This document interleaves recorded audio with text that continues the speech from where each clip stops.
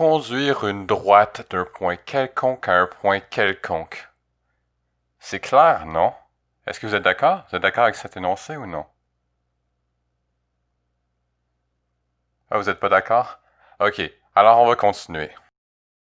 Pour bien comprendre ce que Euclide veut nous dire, on va commencer par choisir deux points sur le plan. On va appeler chacun de ces points x1 et x2, qui chacun ont deux composantes, d'où l'utilisation de R2. Ici, x1, y1, x1 la composante en x et y1 la composante en y. Même chose pour x2. x2, c'est la composante en x et y2 la composante en y. Donc avec ces deux points-là, on va essayer de comprendre ce que Euclide essaie de nous dire. Donc vous voyez maintenant ce que Euclide voulait nous dire. Il nous dit qu'entre les deux points, il y a juste une droite, un segment de droite qui peut relier les points. Ici, c'est un segment et non une droite. Fermez les yeux. Petit exercice d'imagination. Vous prenez avec votre main gauche le point x1 et avec votre main droite le point x2. Pour le point x1, tout en conservant l'orientation du segment, vous le tirez vers le bas, de plus en plus bas, jusqu'à moins l'infini. De votre main droite, vous prenez le point x2, vous le tirez en conservant l'orientation jusqu'à l'infini. À ce moment-là, vous avez une droite. C'est ce qu'on veut. Si votre imagination a bien fonctionné, vous avez dû voir dans votre tête quelque chose de similaire à la ligne verte que vous voyez. Qu'est-ce que c'est? C'est la fonction f de x qui est égale à x. On va la voir plus en détail dans les prochaines minutes. Attachez votre truc, on y va avec la définition de la fonction affine. La fonction affine, c'est quoi au fond? C'est une fonction qui prend des réels et qui sort des réels. Elle est définie de la façon suivante. f de x est égal à mx plus b, où m et b sont des paramètres. Donc m correspond à la pente et est un nombre réel. B correspond à l'ordonnée à l'origine et est aussi un nombre réel. Très important, ces valeurs m et b sont fixées et ne dépendent pas de la valeur de x. Donc, petite mise en garde comme vous pouvez voir ici. Qu'est-ce que c'est la pente? On va y aller. Prenons la fonction f de x qui est égale à x. Ici, si vous fouillez à la forme algébrique, vous voyez que le 1 en jaune, c'est la pente. Alors, on va prendre deux points sur cette droite, le point 4, 4 et le point 8, 8, et on va les tracer sur le graphique.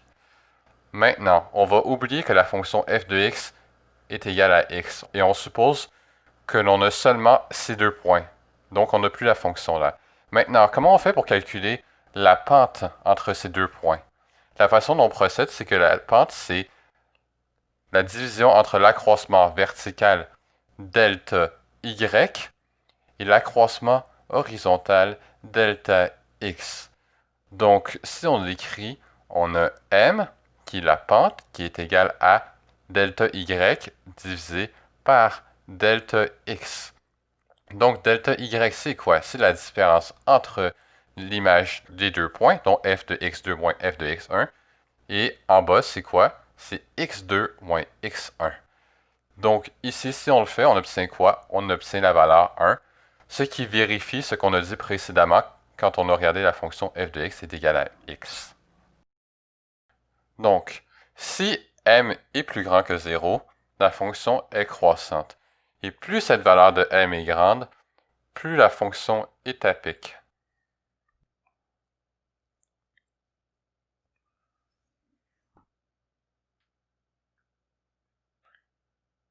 Maintenant, si m est plus petit que 0, alors plus la valeur est négative, plus la fonction est à pic, mais dans le cas de m est plus petit que 0, la fonction reste toujours décroissante.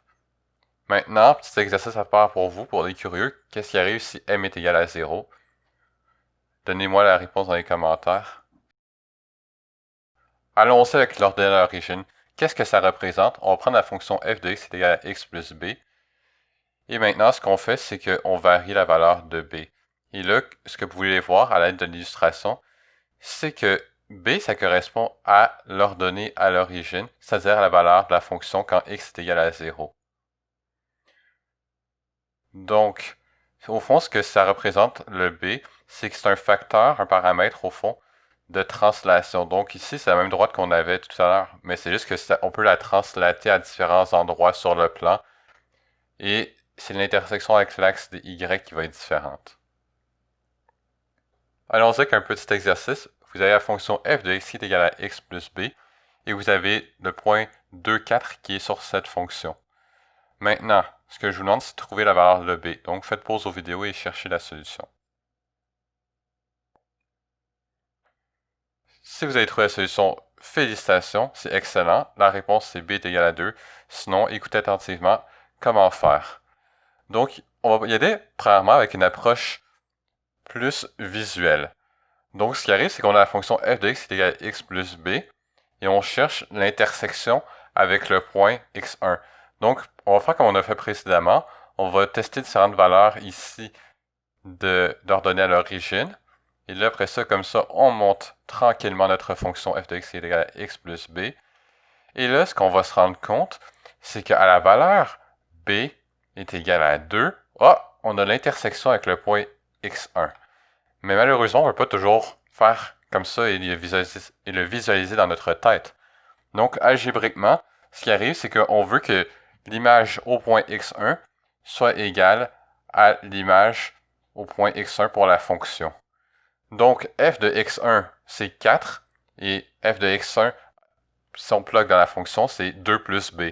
Maintenant, on fait de l'algèbre, on isole, et là, on trouve que b est égal à 2. Monsieur, est-ce que ça sert à quelque chose dans la vie, la fonction affine? J'ai-tu vraiment besoin de ça? La réponse, c'est oui. Donc, on va faire un exemple. Vous avez une ligne téléphonique, et vous devez payer à chaque mois, et vous demandez combien ça va vous coûter selon le nombre de minutes. On vous dit que le prix mensuel, c'est de $, et que ça coûte 10 cents par minute. Maintenant, exprimez une fonction pour calculer le prix à payer en fonction du nombre de minutes. Allez-y, go, go, go, go.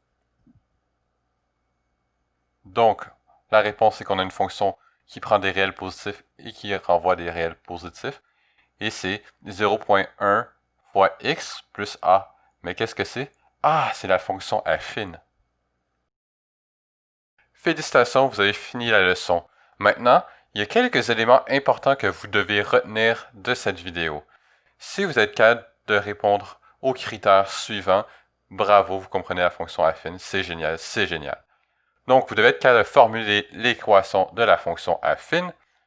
Vous devrez être capable d'interpréter les concepts de la pente et de l'ordonnée à l'origine, M et B. Trouver la pente à l'aide de 2 points donnés. Trouver l'ordonnée à l'origine à l'aide de la pente et d'un point donné. Et finalement, en bonus, être capable de formuler une problématique mathématique concrète à l'aide d'une fonction affine. Donc ça, c'est vraiment le best. Mais essentiellement, les points 1 à 4, c'est les plus importants. Donc merci beaucoup et à la prochaine!